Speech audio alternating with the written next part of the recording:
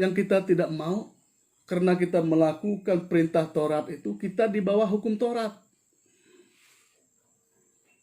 Dan hukum Taurat itu akan menghakimi kita. Hukum Taurat itu akan menghakimi kita, menjadi hakim atas kita. Menjadi hakim atas kita.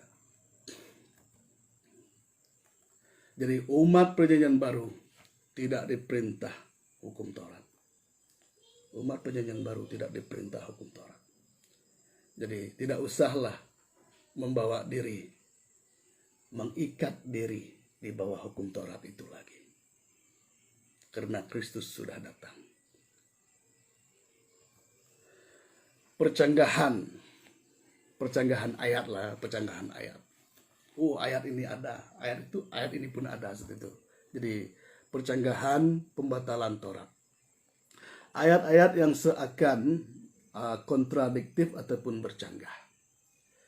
Jadi Tuhan Yesus berkata dalam Lukas 16 ayat 16, hukum Taurat dan kitab para nabi berlaku sampai kepada zaman Yohanes. Dan sejak waktu itu kerajaan Allah diberitakan dan setiap orang menggagahinya, berebut memasukinya. Jadi sejak waktu itu kerajaan Allah diberitakan.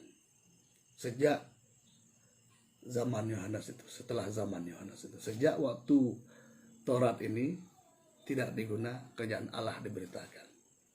Jadi bagaimana itu? Apakah sebelumnya kerajaan Allah tidak diberitakan?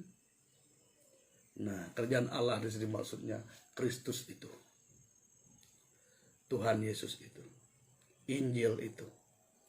Jadi hukum Taurat dan kitab para nabi berlaku sampai kepada zaman Yohanes. Namun ada juga ayat yang seperti bertentangan. Jadi seperti kata Lukas 16 ayat 17, lebih mudah langit dan bumi lenyap daripada satu titik dari hukum Taurat batal. Ya, sebelum zaman Yohanes itu berlalu, memang dia seperti itu.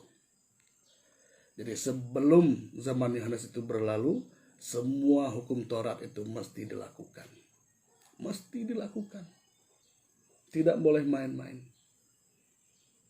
Tidak boleh main-main. Itu mesti dilakukan. Tapi setelah zaman Yohanes itu, kita mengenakan hukum Kristus. Kita mengenakan hukum Kristus. Hukum Taurat dan kitab para nabi berlaku sampai kepada zaman Yohanes. Dalam Matius 5 ayat 18 berkata seperti ini, karena aku berkata kepadamu sesungguhnya selama belum lenyap langit dan bumi ini, satu iota atau satu titik pun tidak akan ditiadakan dari hukum Taurat sebelum semuanya terjadi. Sebelum semuanya terjadi, apa yang terjadi? Kita kembali kepada konteks. Sebelum semuanya terjadi. Sebelum Yesus mati di atas kayu salib. Sebelum Yesus menyelesaikan semuanya di atas kayu salib. Satu iota pun Taurat itu tidak boleh diabaikan. Mesti dilakukan. Ya kan? Sebelum terjadinya kejadian itu, di mana Yesus disalib, semua isi Taurat itu harus dilakukan. Harus dilakukan. Ya kan? Kalau tidak melakukan, akan berdosa, bersalah, dan dihukum. Nah, satu iota atau satu titik pun tidak akan ditiadakan dari hukum Taurat. Nah, sebelum semuanya terjadi, sebelum diselesaikan Tuhan di atas kayu salib. Setelah itu, kita mengenakan hukum Kristus.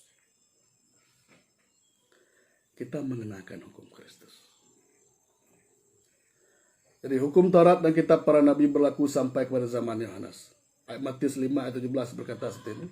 Janganlah kamu menyangka bahwa aku datang untuk meniadakan hukum Taurat atau kitab para nabi. Aku datang bukan untuk meniadakannya, melainkan untuk menggenapinya, untuk menyelesaikannya, untuk menghabiskannya. Supaya kita melihat bagaimana manusia Allah melakukan hukum Taurat itu. Setelah dia menggenapinya, maka kita mengenakan hukumnya. yaitu hukum Kristus itu. Bukan lagi hukum Taurat. Bukan lagi hukum Taurat, tapi mengenakan Kristus. Mengenakan Kristus. Ayat seterusnya, hukum Taurat dan kitab para nabi berlaku sampai pada zaman Yohanes. Matius 5 ayat 19. Karena itu, siapa yang meniadakan salah satu perintah hukum Taurat, sekalipun yang paling kecil, dan mengajarkannya demikian kepada orang lain, ia akan menduduki tempat yang paling rendah dalam kerajaan surga. Tapi siapa yang melakukan dan mengajarkan segala perintah-perintah hukum Taurat, ia akan menduduki tempat yang tinggi di dalam kerajaan surga. Nah, pikir. Jadi, kalau kita melakukan persepuluhan saja, bagaimana dengan yang lain? Jadi kalau kita melakukan, mengamalkan perintah persepuluhan itu saja, kita adalah orang yang paling rendah di dalam kerajaan surga.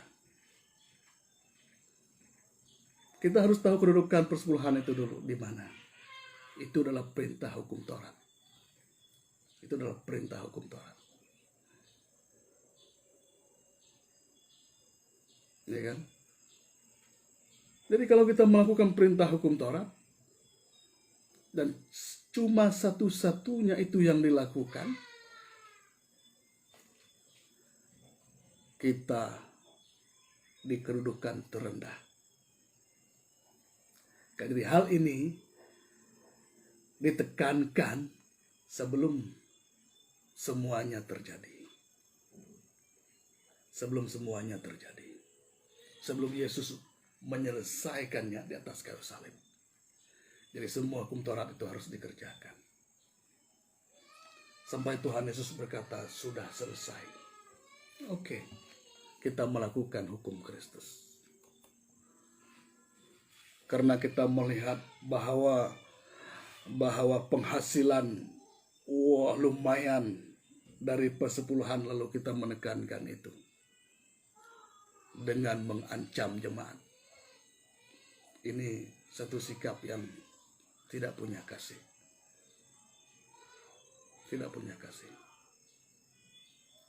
Hukum Taurat dan kitab para nabi berlaku sampai kepada zaman Yohanes.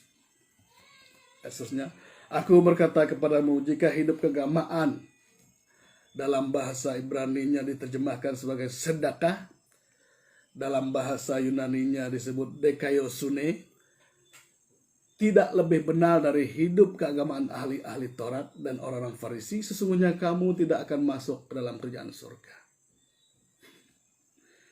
Ya kan, hidup keagamaan. Apa maksudnya? Kalau diterjemahkan dalam terjemahan yang lain disebut kebenaran. Dekaiosune itu diterjemahkan sebagai kebenaran. Namun kita kembali ke bahasa Ibraninya. Walaupun Alkitab Perjanjian Baru ini tulis dalam bahasa Yunani, namun terjemahannya di dalam bahasa Ibrani mengatakan sedekah. Sedekah. Yang dalam bahasa kita hari ini disebut sedekah.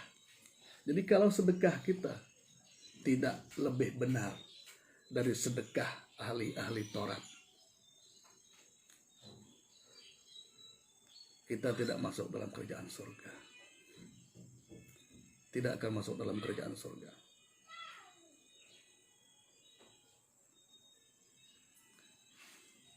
Kalau sedekah kita, kalau pemberian kita tidak benar.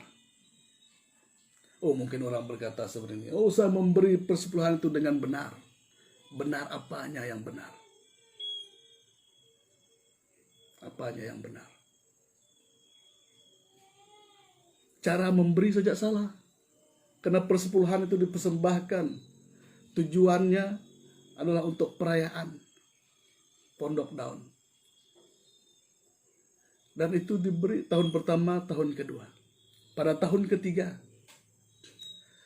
diberi barulah orang Lewi, orang-orang miskin yang lainnya mengambil bagian penuh di sana pada tahun ketiga. Dan persepuluhan itu dikumpul 1 kali 1 tahun. bukan tiap bulan. Prakteknya sudah salah. Ya kan? Bukan salah memberi. Memberi itu harus. Memberi itu harus. Berilah sesuai kemampuan dan kerelaan.